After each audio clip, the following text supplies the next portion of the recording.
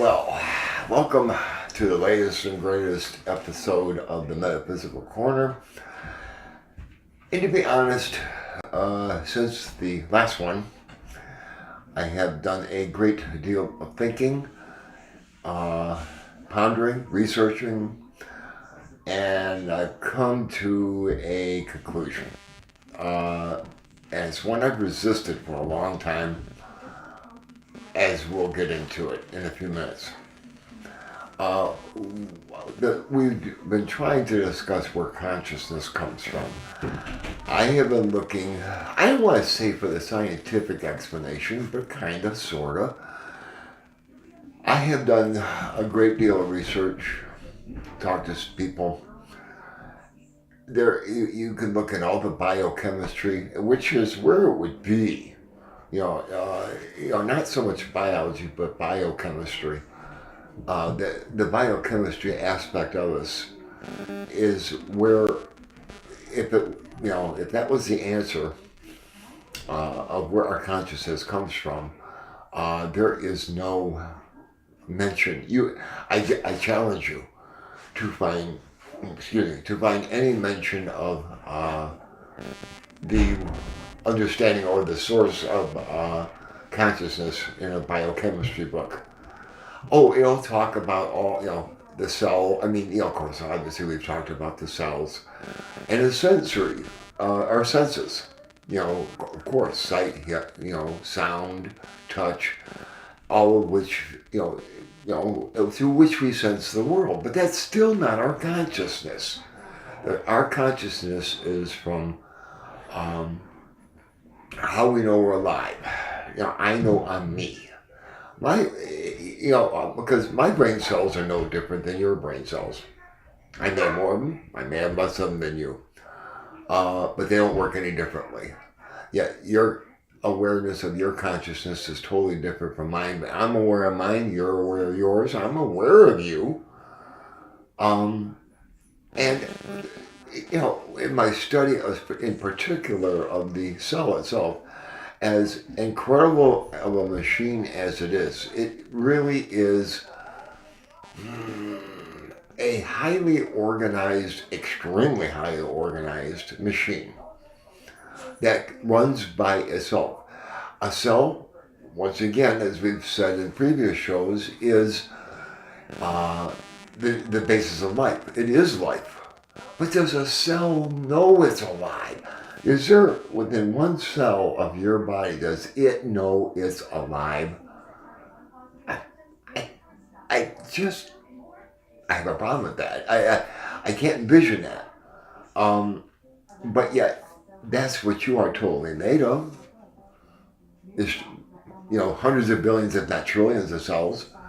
Do they all know they're alive? They're quote unquote alive, or are they just going through the mechanisms of doing what they do? Now, I will say there is definitely, in my study of all the biological or the biochemical stuff that happens in a cell, it's nothing short of miraculous. There's thought behind it. There has to be. It just didn't develop. I mean, for example, one of the things we've talked about DNA when the DNA in every one of your cells, however many there are in your body, are all identical.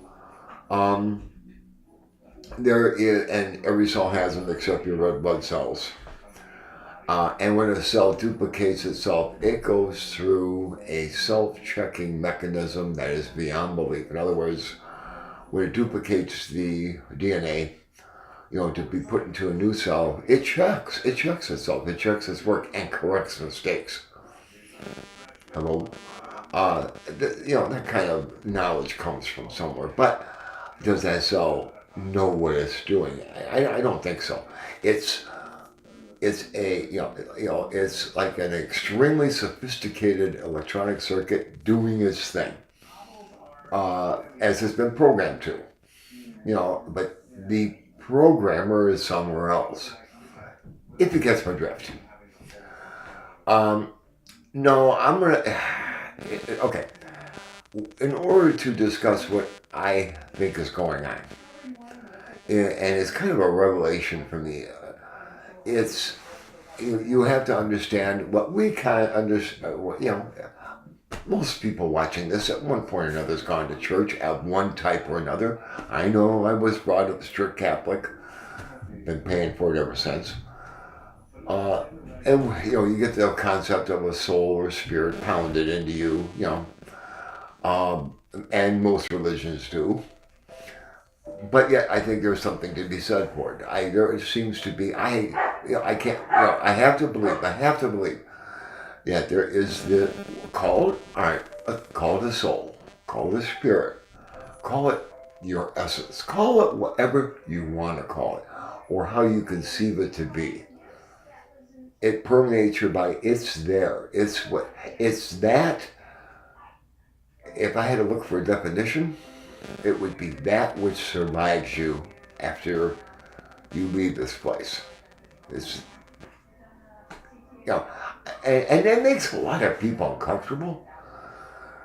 Talking about it or thinking about it is deeply personal, but yet nothing is more basic. Nothing is more us. And if this concept of a soul or spirit is, if you have to, I gotta believe it's basically indestructible, so to speak. It's eternal, and here it comes. I really truly believe it, and I think I've come to the conclusion, and I can't prove this, but you can't disprove it. I guess I'm throwing it out for your consideration. I really believe that is where our consciousness comes from. We experience, in other words, as I look at the cell phone that I'm recording this on, excuse me, and I'm aware of it. I'm seeing it. Yeah, I see it through my eyes. I know my brain is seeing it, but I experience it with my soul. Have you ever heard the expression, and boy, I have, and I've had it happen, to say, you look into someone's eyes, you swear you can see their soul? Oh yeah, and I believe that. I really, really believe that because, I think, our eyes are the window of your soul, so to speak. Now, I will say this. There's one disconcerting thought that bothers me about this with the concept of the soul. And that is this. There's been a lot of scientific research, on the soul, number one, if it exists. Two, in what form. What is it? It would almost have to be a pure energy thing. Now, you have to understand something. Pure energy, and we've talked a great deal about energy, and we will talk about more in the future. The world thrives on energy. It can't be created or destroyed. It can be changed. It can, mass and energy are really the same thing. E equals mc squared. But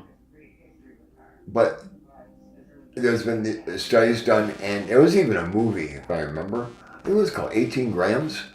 If I remember. I've never seen the movie, but it is supposedly at the moment of a person's death when his or her soul leaves their body weight decreases by about 18 grams. This may or may not be true, but there's a lot of scientific evidence it is true. Now that in itself bothers me a little bit, and let me explain why. Energy, pure energy, and I would think of a soul as being pure energy, no mass component to it. Just like, thoughts that you have, you think there's no mass to your thoughts. It's pure energy.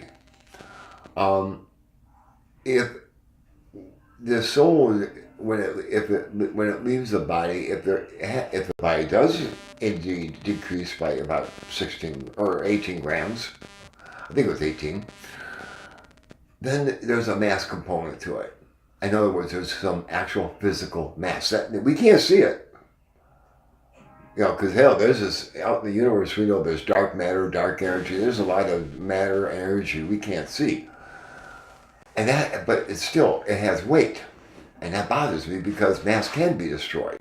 It can be converted into energy, pure energy. And of all the people that have ever existed, this is going to sound really strange, but it's, I guess it's the way my distorted brain works. I think of, when a person dies, their soul leaving their body decreases by 18 grams, and their soul goes on and onto wherever it goes to, or whatever happens. I can think of two instances where I wonder if that happened, and I'm thinking of the the two atomic bombs that were dropped on Japan. The one that hit, for example, and we used, of course, the United States, we used it on Japan. The first one in Hiroshima. They meant to hit a park or something, but instead the bomb actually exploded, I think, like 3,000 feet above a hospital. At the moment of ignition of an atomic weapon like this, well, let's put it this way. Let's put it bluntly. There was nothing left. The hospital and every last person in it was vaporized. I mean, nothing left. That was converted to pure energy. Yes, the destruction was total and complete. And I sit there and I wonder, oh my God, I hope those people weren't wiped out from existence. In other words, you have to understand that when a nuclear weapon explodes, in that first millionth of a second, it's hotter than the center of the sun. And for the first millionth of a second is beyond hell. It is just, you can't understand it.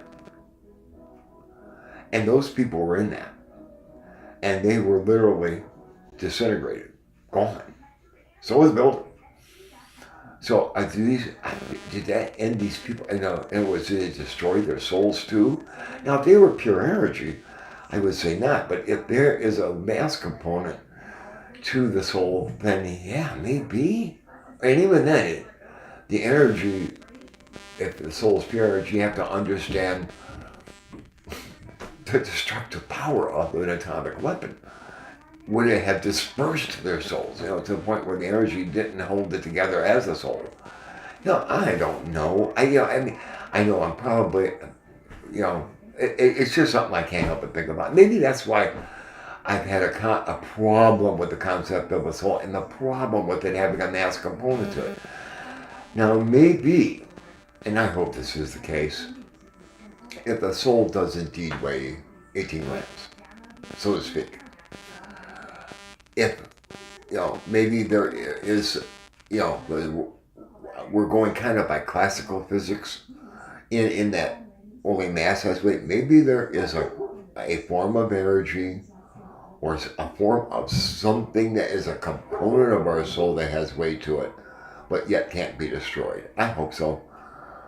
Because I would feel better, it would explain a lot to me. But, I just wanted to throw that in as a side note, just something I wonder about. And one of the things that held me back from accepting that, but I really do believe, that what we experience as beings here on Earth is, and how we experience the world, how we see it, and literally, experience it and sense it, is with our soul. Because, when you, and I'll tell you something else. Like I said, I was raised Catholic. I remember, oh my God, they would, I remember the nuns. Dogs have no souls, animals have no souls. Bullshit. I look at my 3 dogs and I realize these 3 dogs not only have a soul, but I mean, they're, how can I explain it? They have beautiful souls. And they are very aware of their consciousness, very aware. And, and they all have different personalities. I have 3 of them, and which you see on earlier episodes. And I'm amazed. I never cease to be amazed by them. And they are capable. The only thing, emotionally, the only thing that they're not capable. They don't laugh, although they sure can have fun. But I mean, that's not the only thing they'll laugh. Hell, they cry. They're happy. They're sad, fearful. They're jealous. Oh my God, they're jealous. I experience that all the time. Can't love one up without loving the other two up. But and they have very kind souls. Now, is their soul on a different level than ours? Is it, do people really reincarnate as animals? Or vice versa? I don't know. I have no idea. And I don't know if anyone does. But we're going to talk about in the future a episode about reincarnation. Which that's got a great deal to do with karma. I want to talk about karma. And it was my beautiful wife, Valerie, that one time her and I were talking about reincarnation, and she blew me away. And that's one of the things I love about having discussions with intelligent people, of which she is definitely one. And she made me think of something I never thought of before. She said, why is it that if we do reincarnate, and she's kind of on the fence about it, and that's fine, that everyone's got their opinion. She says, why do we have to always reincarnate in the future? Why can't it be in the past? And when she said that, I just stopped. I thought, oh, thank you, Valerie. You just blew me away. So, anyway, and I just realized Milk is here. I hope you can hear me all that time. So anyway, the microphone, I mean. So at any rate, I want to talk about that in the future. There's so much more to all this. Yes, consciousness is a big thing, without a doubt. But I tell you, we're going to have lots more fun. And once I really hope, like my revelation, it's a revelation to me, about the soul gives you something to think about. Maybe you'll look and think about it and say, gee, Frank, you have a point. And you might say, Frank, you're full of shit. I hope not, but, hey, I could be. I'm not going to sit here and say, oh, yeah, this is the way it is. You can't with this stuff, because, like I said, I can't prove it, and you can't disprove it. So, that kind of, and that's kind of the fun part, because whatever you think of, within reason, it's possible. So, and that's just the idea of these videos, is just to get you thinking about the big picture. And so, once again, I'm going to let you go from now, and we'll talk to you soon. And don't forget to like us on Facebook.